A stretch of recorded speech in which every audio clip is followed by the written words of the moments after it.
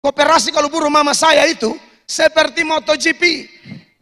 Rossi Dovizioso Marquez. Sudah begitu lagi mama ajar kita tipu. Ini saya ngomong apa adanya. Mama bilang, kalau koperasi datang kasih tahu bilang mama tidak ada. Siap. Anak 7-8 tahun diajarin begitu. Kita ini kan polos. Tuhan Yesus bilang jadi seperti anak kecil. Karena anak kecil itu polos apa adanya. Koperasi datang, oh. Adek mama. Mama bilang mama sana ada. Kan mam tua bilang tadi. Mama bilang mama tidak ada. Jadi mama posisi lamari. Dapat tangka basah dan daster bunga-bunga. Aku berkata kepadamu, kasihilah musuhmu, berbuatlah baik bagi yang membencimu, mintalah berkat bagi yang mengutuk, berdoa bagi yang mencacimu. Kalau pipi kirimu ditampar, berikan juga pipi kanan. Aku yang memilih kalian. Baik Bapak Ibu terkasih, mari kita satu hati kita berdoa. Maha besar Bapa kami di sorga, Allah yang hidup, Allah yang setia, Allah yang tidak pernah tinggalkan perbuatan tangan-Mu. Kami sangat mengasihi-Mu karena Engkau lebih dahulu mengasihi kami. Tuhan, bersama keluarga besar Polda Nusa Tenggara Timur, kami datang bersatu hati merayakan hari kelahiran Tuhan Yesus Kristus, junjungan agung kami, pusat pujian penyembahan kami, pusat pemberitaan kami. Kami berkumpul di sini untuk menyenangkan hati-Mu, dan kami percaya kalau kami berkeputusan untuk menyenangkan hati-Mu, Tuhan Allah akan melakukan yang terbaik menurut pandangan-Mu bagi kami pribadi lepas pribadi. Terima kasih Tuhan, Tuhan bekerja di hati Bapak Kapolda dan semua jajaran yang ada. Walaupun hamba-hamba-Mu begitu sibuk luar biasa karena komitmen tugas pekerjaan mereka, tapi ada hari di mana kami semua diasingkan untuk kami menikmati hadirat-Mu, menikmati firman-Mu yang akan segera disampaikan. Tuhan, hamba-Mu akan bicara lagi atas nama-Mu. Hamba tidak bisa apa-apa. Hamba mohon tolong hamba, titipkanlah kata-kata-Mu, hikmat-Mu yang menjadi kebutuhan kami semua, supaya selepas ibadah Natal maupun perayaan Natal ini tidak ada satupun dari antara kami yang pulang dengan kosong atau kecewa. Semua kami pulang dengan berkat, sukacita yang luar biasa. Terima kasih Allah yang hidup. Demi nama Tuhan Yesus Kristus, Sang Putra Natal, kami siap untuk mendengar firman-Mu. Amin. Bapak Ibu, jemaat tamu undangan yang hadir, pembacaan firman Allah bagi kita pada saat ini terpilih dari Injil Matius pasal 20 ayat 28. Injil Matius pasal 20 ayat 28. Demikian bunyi firman Tuhan. Sama seperti anak manusia datang bukan untuk dilayani, melainkan untuk melayani dan untuk memberikan nyawanya menjadi tebusan bagi banyak orang. Kita ada di bawah tema besar, maka pulanglah mereka ke negerinya melalui jalan lain, seturut Matius pasal 2 ayat 12 bagian B, dan subtema yang sangat luar biasa, yaitu dengan semangat kemurnian hati menyambut kedatangan Kristus melalui peran tugas Polri, presisi, berintegritas, mengasihi dan melayani. Kepada Bapak Kapolda yang saya hormati dan saya kasihi, kami banggakan juga hamba-hamba Tuhan rohaniwan serta tamu undangan, Bapak Ibu pejabat di kalangan Polda NTT maupun dari saya lihat ada Bapak Bupati Sabu, Bapak Bupati Kupang dan pejabat-pejabat yang lain. Satu ucapan syukur diberi kesempatan untuk berbagi berkat melalui renungan Natal dalam Natal bersama Polda Nusa Tenggara Timur. Saya mungkin salah satu hamba Tuhan yang sering dipercayakan menjadi mitra dengan anggota Polri dalam ruang lingkup Polda NTT atau Polres Kupang atau Polresta atau kemanapun saya ke NTT, selalu ada kesempatan berkhotbah dalam ibadah oikumene, polisi-polisi di Sumba, di Rote, di Atambua. Pokoknya sejauh saya melayani, puji Tuhan selalu diberi kesempatan. Dan kemarin melayani di kota Ambon juga, khotbah dalam Natal Polres Polresta Kota Ambon. Tema dan subtema sama persis seperti tema dan subtema yang diangkat oleh teman-teman dari Polda Nusa Tenggara Timur. Bahkan saya ingat Bapak Ibu, beberapa tahun lalu saya pernah khotbah Natal Polda juga, tapi kita di gereja oikumene di Polda. Waktu itu yang Kapolda sorry kalau saya salah ya, Pak Sadarum atau Sadarum. Saya ingat itu kita Natal bulan Maret. Sungguh mati. Natal Polda NTT bulan Maret. Beta pikir-pikir, wah ini polisi dan susun lihat kalender gereja lah. Semua deka pasca, beta khotbah nanti. Ini saksi mata banyak mungkin.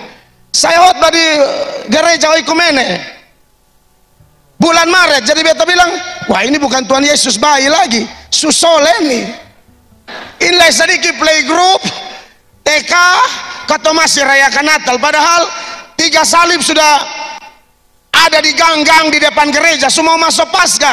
Ternyata waktu itu memang polisi ada kerja berat, ada isu ini itulah, negara mau kacau lah, ada isu segala macam. Tapi saya lihat memang waktu itu saya sebagai rohaniwan sekaligus sebagai masyarakat Nusa Tenggara Timur, saya lihat extra time, polisi kerja luar biasa. Mungkin gara-gara komitmen kerja yang begitu tinggi sampai lupa lihat kalender.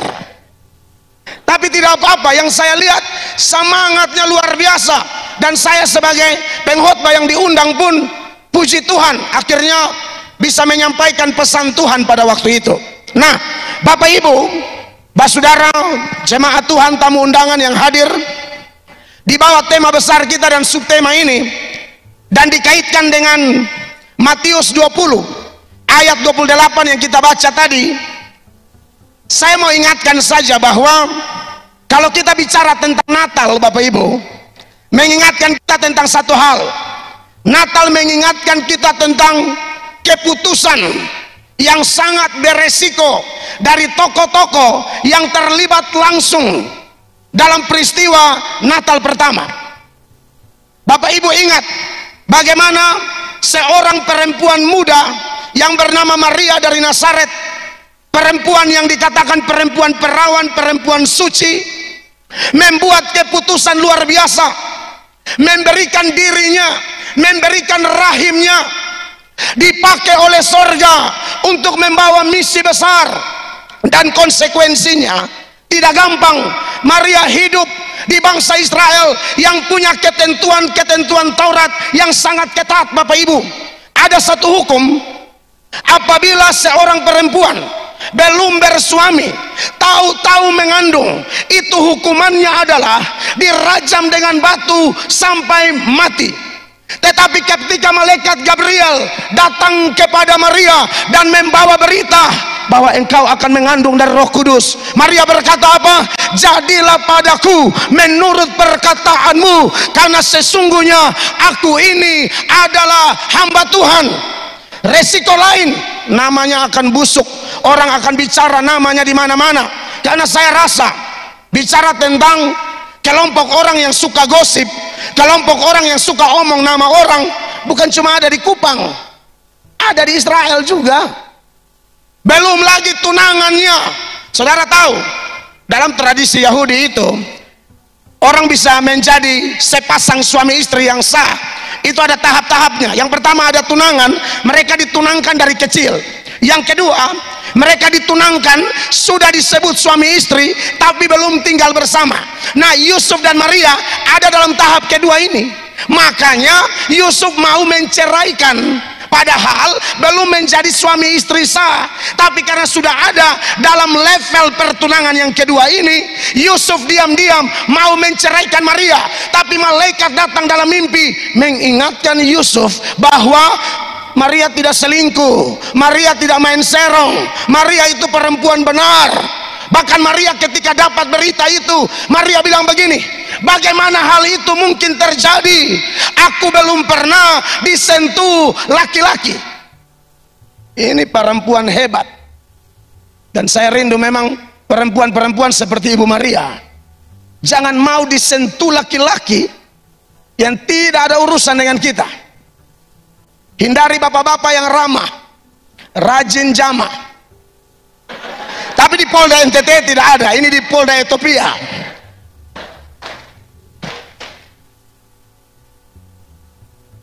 Yusuf bikin keputusan, keputusannya luar biasa. Orang mau omong apa? Saya percaya tunangan saya percaya suara Tuhan. Dan Yusuf membuat keputusan yang sangat dahsyat luar biasa, menerima Maria apa adanya, bahkan menerima Maria dan bayi itu sebagai satu anugerah yang sangat besar. Selain itu, ada keputusan para Majus dari timur. Timur ini timur Yerusalem ya. Saya dulu persekutuan doa. Tahulah persekutuan doa ini kadang-kadang tidak mau belajar tapi semangat khotbah. Mereka bilang timur tuh, timur kita punya timur nih, TTS dan TTU. Padahal timur Yerusalem ini mungkin dari Persia sana, Iran kah? Mereka bilang, Anda lihat timur ada di Alkitab, Timur Tengah Selatan. Jangan mengarang bebas lah. Saudara lihat para Majus itu orang-orang pengaruh, orang-orang sibuk, memiliki status sosial yang sangat tinggi, ya, memiliki pengaruh yang luar biasa. Mereka mungkin para bangsawan, ilmuwan, dokter atau apapun. Mereka punya profesi yang sangat menjanjikan, yang memberikan keuntungan kepada mereka. Tapi mereka rela bikin keputusan, meninggalkan semua itu hanya demi berjumpa dengan Mesias yang waktu itu hanya seorang bayi mungil yang kelihatan lemah. Tetapi mereka berkeputusan, sekalipun hanya bayi mungil, mereka tersungkur di hadapan bayi ini. Mereka memuji dan menyembah Dia. Konsekuensi yang mereka harus terima adalah setiap daerah yang mereka lalui penuh dengan tantangan. Daerah-daerah yang disebut dengan sarang-sarang penyamun. Mereka tidak mempedulikan nyawa mereka, tidak mempedulikan harta mereka, bahkan mungkin keluarga mereka yang mereka tinggalkan di timur Yerusalem itu. Ini keputusan yang luar biasa. Tapi Bapak Ibu, lebih daripada itu, kalau bicara Natal, bicara tentang keputusan Yesus Kristus, Anak Allah yang maha tinggi, firman Allah yang adalah Allah sendiri. Karena Yohanes 1 ayat 1 mengatakan, pada mulanya adalah firman, firman itu bersama-sama dengan Allah, dan firman itu adalah Allah. Di bagian lain Alkitab berkata, akan datang waktunya setiap lutut bertelut, semua lidah mengaku bahwa Yesus Kristus adalah Tuhan. Bahkan Dia bukan Tuhan gereja, tapi Dia Tuhan semua orang. Apa dasarnya? Mari saya tunjukkan Bapak Ibu, di dalam Kisah Para Rasul pasal 10 ayat 36.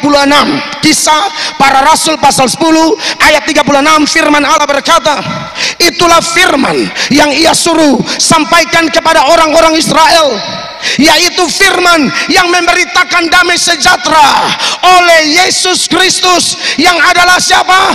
Tuhan dari semua orang. Jadi waktu Yesus datang pisahkan domba sebelah kanan, kambing sebelah kiri, itu bukan orang Kristen saja. Bapak Ibu baca Alkitab baik-baik. Dia penguasa dunia akhirat. Tapi Alkitab mencatat, sekalipun Dia penguasa dunia akhirat, Dia Tuhan semua orang, tapi Dia rela jadi hina, supaya kita yang hina ini diangkat menjadi anak-anak Allah. Beri tepuk tangan dulu yang meriah bagi Dia. Dia mulia, rela jadi hina, supaya kita yang hina diangkat dan dimuliakan. Itu Tuhan Yesus. Ayat ini berkata dalam Matius 20 ayat 28, sama seperti anak manusia datang. Datang itu beda dengan lahir Bapak Ibu. Datang itu sifatnya aktif, lahir itu sifatnya pasif. Saya misalnya, saya sebelum kenal Tuhan, saya menyesal sekali kenapa harus lahir dari keluarga sopir? Papa saya sopir, SIM Sumati dari 1986. Hanya herannya bahwa Oto tidak pernah kena tangkap karena bilang pakai obat dari Belu. Pakai beta kan orang Belu. Papa Atok, Mama Fanggidaya, Belu campur rote. Mama, Bapak tidak tamat SD. Saya pernah lahir bertumbuh sebagai anak yang terluka sekali. Terluka sekali. Tetangga kiri kanan itu sudah ada listrik. Kita punya rumah saja yang pakai lampu gas, lampu strongking, pompa terlalu kuat dan kos jatuh. Aduh, kasihan, sengsara setengah mati. Rumah tidak ada keramik, siram pakai air cuci piring sisa. Saya tertolak. Kenapa harus lahir dari keluarga miskin, keluarga sengsara? Utang pinjam keliling. Koperasi kalau buruh mama saya itu seperti MotoGP, Rossi Dovizioso Marquez. Sudah begitu lagi mama ajar kita tipu. Ini saya ngomong apa adanya. Mama bilang kalau koperasi datang kasih tahu, bilang mama tidak ada. Siap. Anak 7-8 tahun diajarin begitu. Kita ini kan polos. Tuhan Yesus bilang jadi seperti anak kecil. Karena anak kecil itu polos apa adanya. Koperasi datang, oh adek mama. Mama bilang mama sana ada. Kan mam tua bilang tadi. Mama bilang mama tidak ada. Jadi mama posisi lamari. Dapat tangka basah dan daster bunga-bunga. Tapi itulah lahir. Saya tidak bisa milih lahir dari suku apa, lahir dari keluarga bagaimana. Andai kata bisa memilih, saya memilih menjadi anak Kapolda Nusa Tenggara Timur. Jadi Mel Asadoma, kan begitu. Atau Mel Kolimon, anak ibu ketua sinode. Tapi saya tidak bisa milih masalahnya. Itulah lahir. Kita tidak bisa lahir dari keluarga apa, tidak bisa pilih dari suku apa, agama apa, tidak bisa pilih. Tapi kalau aku datang, dia tahu kepada siapa dia datang. Dia tahu konsekuensi waktu dia datang. Pro kontra terjadi. Ada yang terima dia, ada yang tolak dia, ada yang setuju dengan dia, ada yang maki-maki dia. Yesus tahu bahwa akan ada yang maki dia. Saya setelah belajar itu baru saya kuat. Saya ingat Tuhan Yesus kena maki. Anda bayangkan Tuhan Yesus yang begitu suci, ajaib. Orang pernah bilang apa? Gila. Yesus gila. Tolong dulu, ini ayat Yohanes, aduh lupa bawa air minum anggota tolong. Ini pas posisi unggul begini perintah aja. Nanti baru urus di belakang. Tolong satu gelas, sebotol. Saudara. Haleluya. Hormat diberi, Pak. Thank you very much. Yohanes 10 ayat 20. Bapak Ibu lihat ini, saya omong tidak omong bercanda ini. Kita agak basa-basa kupang sedikit, tapi saya sertai dengan pembuktian data yang kuat.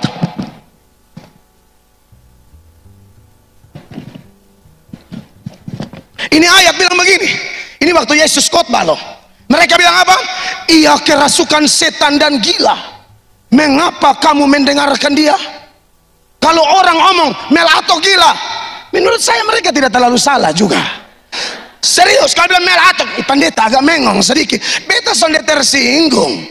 Karena memang beta ini dari background yang memang ancur. Ditangkap polisi 8 kali. Jujur Pak polisi, beta dendam sekali dempak dong. Ini dia waktu ini bebas, ini cuci sampai pakai sabun. Wah dulu dong puku beta ngeri Pak Kapolda. Inca betul-betul punya. Jadi kalau orang bilang Melato gila, iya. Tapi kalau Yesus gila, di mana letak kegilaannya? Yesus kerasukan setan, di mana letak kerasukan setannya? Kalau Melato gila masih adalah, kalau lihat cermin, lihat sejarah, memang ini anak kurang ajar dulu, ditangkap polisi berkali-kali. Berada polisi yang kalau pukul kita, mereka bikin gaya ke pendeta, lu mau bertobat atau tidak? Wih, sadap, keren. Beta bilang, beta suka Pak penggaya. Pensiun langsung buka gereja sah. Pukul kotong sampai tulang beta langsung UGD, tulang dada patah semua. Anoe pura toh, polisi paling jengkel anoe pura waktu itu. Baru yang paling menyakitkan jujur saya bapak-bapak polisi. Beta namanya orang Kupang tuh, kena pukul dari polisi orang Jawa tapi logat Kupang. Wih itu memang menyakitkan. Lu mau bertobat kok sonde, lu beta flungku lu ya. Lo kalau di jalan lu buka-buka dada, di sini bikin muka kayak kode lo. Beta bilang, aduh ini satu dari mana? Polisi Jawa ngomong Kupang paling enak. Lo kalau macam-macam beta flungku tumbul pun dada kasih pica semua. Jadi kalau orang bilang Mel Atok agak senu sedikit, saya tidak terlalu marah.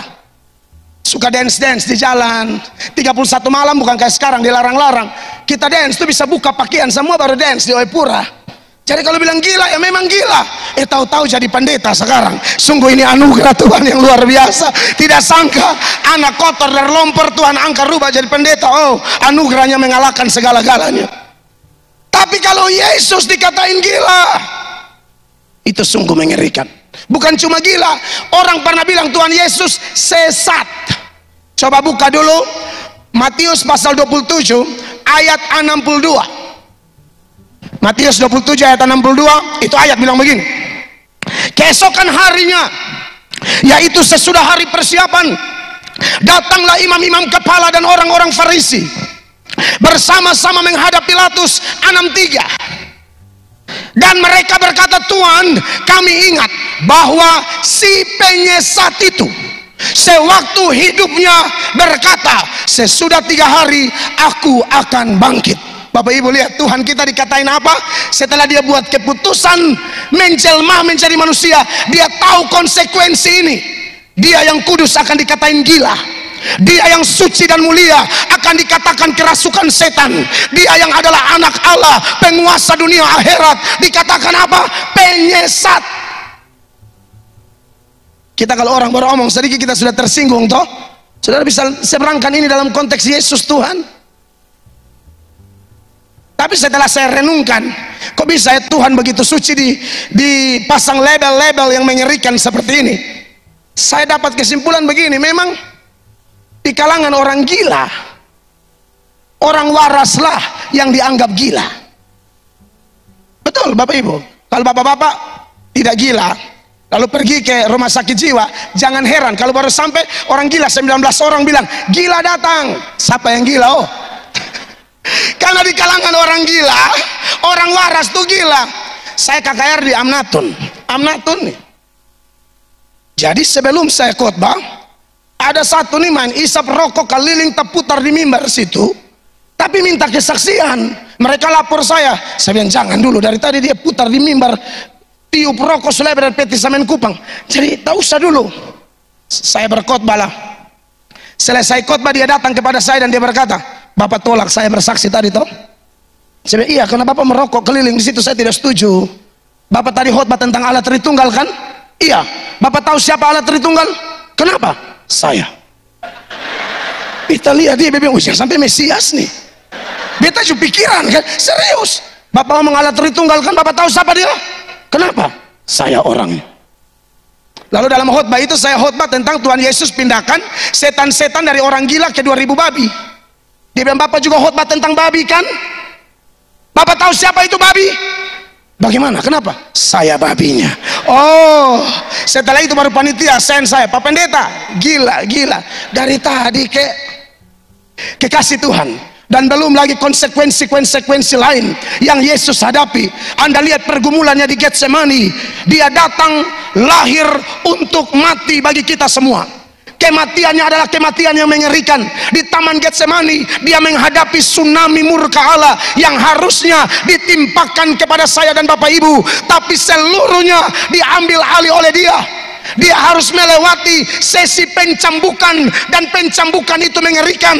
Pencambukan ala Romawi, itu cambuknya pendek, cabangnya 3. Di ujung-ujung cambuk itu kadang-kadang ditaburi timah atau logam tertentu yang dibentuknya seperti runcing.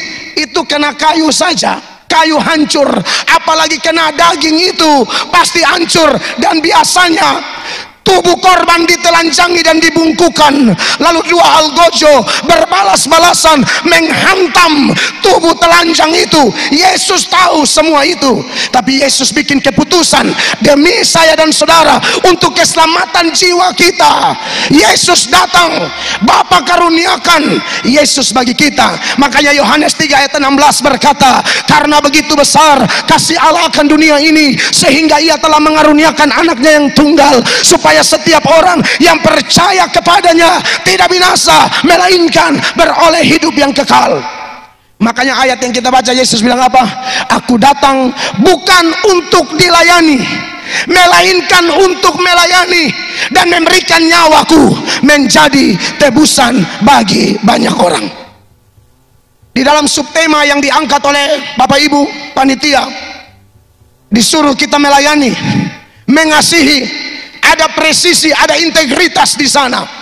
Bapak Ibu pendeta, romo, rohaniwan, kami hamba Tuhan di gereja. Bapak Ibu juga hamba Tuhan. Dan Alkitab berkata pemerintah adalah hamba Allah. Maka teladani Yesus Kristus yang adalah Tuhan dan Juru Selamat, yang memutuskan walaupun dia begitu besar, begitu dahsyat, merendahkan diri untuk melayani. Ada bapak pejabat satu, suami pejabat, istri pejabat. Mereka dikasih jadwal jalan kolete. Suami istri marah pihak gereja, marah majelis, pakai bahasa Kupang. Bosongkas tugas seorang lia-lia bae. Masa beta dan bepu laki jalan kolete. Padahal ada banyak pejabat yang luar biasa, sudah di pejabat tapi di gereja tetap tugas kolete mereka jalan. Saya khotbah di GKS Waikabubak, bupatinya suka sekali susun kursi. Kalau ada abu di kursi diangkat kanebo, dia lap bupati. Saya kalau khotbah di kampung-kampung beberapa kali, orang di kampung bilang, Bapak Asadoma dan tim dengan angkatan SMA berapa lah, Ibu Wiwik? Ada pelayanan di desa situ. Saudara lihat, ini teladan-teladan, pangkat ada, kedudukan ada, pencapaian-pencapaian lahiriah ada, tetapi mereka melihat kepada Yesus. Kalau Yesus yang adalah sumber segala berkat, sumber segala pangkat dan kedudukan, sumber segala pencapaian-pencapaian lahiriah, mau datang untuk melayani, kenapa kita tidak melayani? Melayanilah di gereja kita masing-masing, melayanilah sesuai panggilan kita. Dan khusus kepada bapak-bapak polisi yang saya kasihi, yang saya hormati, biar renungan yang singkat ini mendorong kita. Kalau Ibu Maria bikin keputusan, Yusuf bikin keputusan, para majus bikin keputusan, Tuhan Yesus bikin keputusan untuk melayani, maka saya dan Bapak Ibu semua, terkhusus saudara-saudaraku anggota Polri dalam ruang lingkup Polda NTT, Anda harus bikin keputusan melalui Natal ini sesuai dengan tema dan subtema. Saya tidak akan jelaskan panjang lebar tema dan subtema, nanti mungkin Bapak Kapolda dalam sambutan beliau mau arahkan lagi, karena pasti subtema itu dibuat ada latar belakangnya. Tapi dari sisi kitab suci, saya mau mendorong kita untuk tahun 2023 ini, mari bikin keputusan bagaimana caranya kita bisa menjalankan peran kita, tugas kita secara presisi, berintegritas, melayani dan mengasihi. Satu kata kunci aja Bapak Ibu, bertobat. Pak polisi, bertobat, tidak ada lain. Bapak Ibu pejabat, bertobat. Tanpa itu, ini hanya slogan doang. Bertobat itu ada 2 tahap. Besok mau habis, tenang. Kita lihat beberapa muka bangkan, pembalasan hak Tuhan, haleluya. Selama kok 30 menit. Bertobat ada 2. Ada yang bertobat 1 kali seumur hidup. Itu bertobat apa? Terima Yesus sebagai Tuhan dan Juru Selamat, cukup 1 kali, tidak usah diulang-ulang. Tapi ada bertobat yang harus terjadi terus menerus seumur hidup kita, yaitu bertobat dari karakter kita, sifat kita, pola pikir kita, pola hidup kita, tindakan-tindakan kita, baik dalam rumah tangga kita, dalam tugas kita. Bahkan saya sebagai pendeta saja Bapak Ibu, saya jujur di hadapan Bapak Ibu, saya tidak omong sebagai malaikat di sini. Saya evaluasi pelayanan saya 2022. Ternyata ada jatuh bangun juga, ada salah juga. Saya pernah nonton khotbah saya kembali. Kenapa saya khotbah begini bodoh? Kenapa saya khotbah begini ngawur? Lalu saya dikelilingi oleh orang-orang yang mengasihi saya. Mereka menasehati saya, Pak Pendeta, omong ini tidak tepat, omong ini salah, omong ini tidak cocok. Dan saya sebagai hamba Tuhan, saya menerima itu. Karena Alkitab berkata, besi menajamkan besi, orang menajamkan sesamanya. Amin. Ada tiga cara yang Tuhan pakai untuk merubah karakter kita dari waktu ke waktu, Bapak Ibu. Yang pertama, melalui Roh Kudus. Waktu orang terima Yesus, Anda dan saya dimeteraikan dengan Roh Kudus. Roh Kudus itulah yang akan menginsafkan kita dari dosa-dosa kita. Yang kedua, firman Allah. Pak polisi, sebelum ke kantor, kalau tidak sempat sampai kantor, baca 1-2 pasal dulu. Ambil waktu doa pribadi, Pak. Alkitab berkata langit dan bumi pasti berlalu, firman Allah tidak akan pernah berlalu. Dunia ini tambah gelap, tapi firman Allah itu adalah pelita bagi kaki kita dan terang bagi jalan-jalan hidup kita.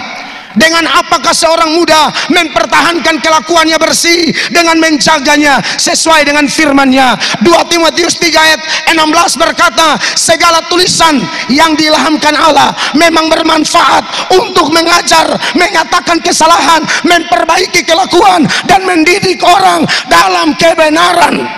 Maka tidak bisa tidak, Bapak Ibu, kalau kita mau supaya pelayanan kita maksimal, bertobat harga mati. Dan yang ketiga, sudah pasti keadaan sekitar kita akan membentuk kita semua, baik dari pendeta, polisi, pejabat, siapapun. Kita paling tahu kehidupan rumah tangga kita, kita paling tahu komitmen kerja kita. Jadi kalau di tahun 2022 ada yang selingkuh, bertobat sudah. Kalau ada, kalau tidak ada, tidak usah. Tapi kalau ada, habis ini maju kok ketemu foto bersama dulu. Sudah lalu, tak usah lagi ya, jangan kumat-kumat. Kalau ada, kalau tidak ada ya puji Tuhan, berarti anggota Polda NTT semua mantap. Tapi kalau ada, lebih stop. Lebih baik Tuhan Allah togor pakai hamba Tuhan melalui khotbah daripada dia togor pakai kanker, pakai tumor, pakai infus. Betul, kita ngomong betul. Jadi lebih baik kalau hamba Tuhan ingatkan. Tolong, saya nonton video Pak Kapolda yang menyoroti kasus ada satu anak di Rote mau jadi polisi suap. Setelah suap ternyata tidak jadi. Saya ada nonton di media, Pak Kapolda marah. Saudara lihat ini. Belum lagi banyak berita-berita tentang polisi yang tahun 2022 bikin tidak enak di telinga kita semua. Tidak usah muluk-muluk lah. Mulai dari Polda NTT kita bangkit, kita bertobat, dan tahun ini kita melakukan yang terbaik untuk kemuliaan nama Tuhan. Saya selesai. Tuhan Yesus memberkati kita. Mari kita berdiri, Bapak Ibu terkasih.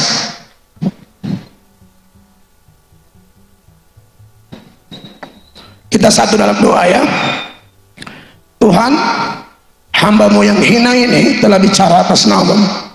Apa yang hamba sampaikan pasti tidak sempurna, tapi Engkau Allah yang sempurna berjanji, 2-3 orang berkumpul dan sepakat, Engkau ada di sini.